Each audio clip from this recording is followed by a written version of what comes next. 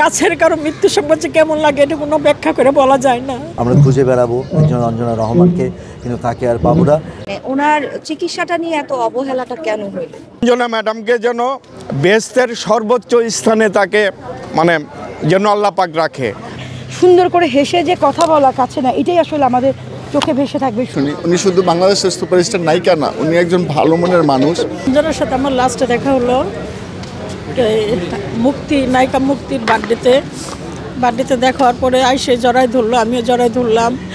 জড়াই ধরার পরে ওকে দেখলাম আমার মুখটুক অনেক শুকনা। আমি কি তোমার কী হয়েছে, তোমার কেমন ফ্যাকাশে দেখা যায় কেন? আমার শরীরটা একটু ভালো না, একটু গায়ে জ্বর লাগে। তারপরে দেখো এইটা ভালো না, এখন পরিবেশটা ভালো না, তুমি একটু ডাক্তার দেখাও, ব্লাড টেস্ট করো। হ্যাঁ করবো করে বললো যেন আমার জন্য একটু দোয়া কর, আর কয়েকদিন পরে তোদেরকে আবার একসাথে বাসায় ডাকবো, অনেক দিন ধরে সবাই একসাথে হই না, আমি একটু সুস্থ হইনি বাসায় ডাকবো। আমাদের সাথে সম্পর্কটা এত গভীর ছিল যে সেটা আর কি প্রকাশ করার মতো না। ও অতটাই আন্তরিক ছিল, অপরিচিত কাউকেও সে বুকে টাইনে নিয়ে আপন করে নিয়েছিল। যে মৃত্যুর সংবাদ, আপনজনের মৃত্যুর সংবাদ, কাছের কারো মৃত্যুর সংবাদ যে কেমন লাগে এটা কোনো ব্যাখ্যা করে বলা যায় না। সাথে আমি যখন একেবারে নতুন ছবি করছি তখনই, তারপরেই এখনও মনে পড়ে এই আমাদের এফডিসির বাগানে তার সাথে গান করেছি। ছবিটির নাম ছিল প্রতীক্ষা, নিশান বিএইচ নিশান পরিচালক। তো সেটাই বললাম যে নতুন হিসেবে আমাকে কিভাবে সহযোগিতা করা যায়, কিভাবে প্রাণবন্ত করা যায় চরিত্রটা, সেই সহযোগিতাই তিনি আমাকে করতেন। এবং সবসময় তাদের কাছ থেকে আসলে যারা লিজেন্ড তো লিজেন্ডই, তাদের কাছ থেকে অনেক কিছুই শেখার আছে।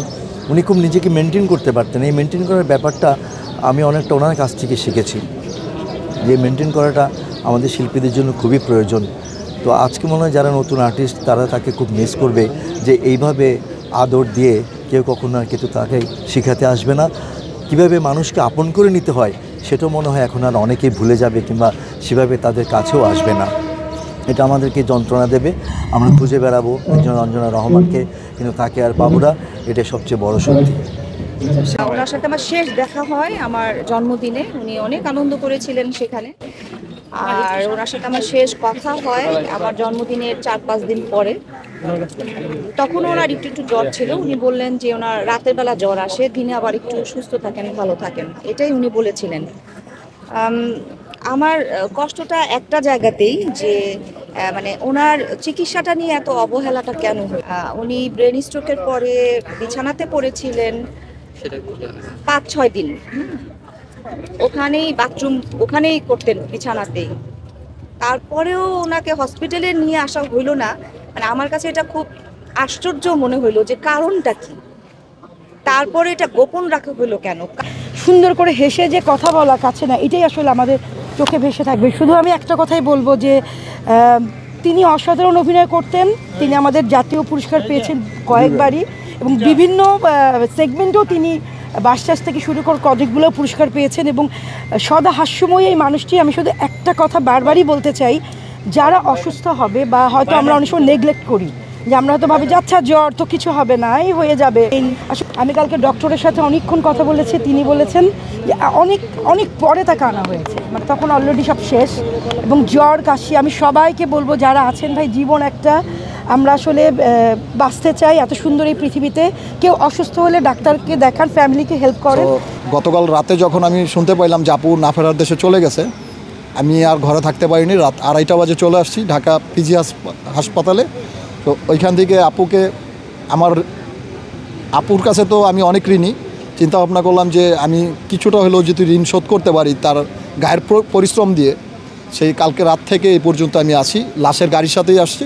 আমাদের মা কারো বোন, মা বোনের মতো ছিল, যেটা বলার মতো না। আর যখন শিল্পী সমিতিতে ঢুকতো কেউ বসে থাকতে পারতো না।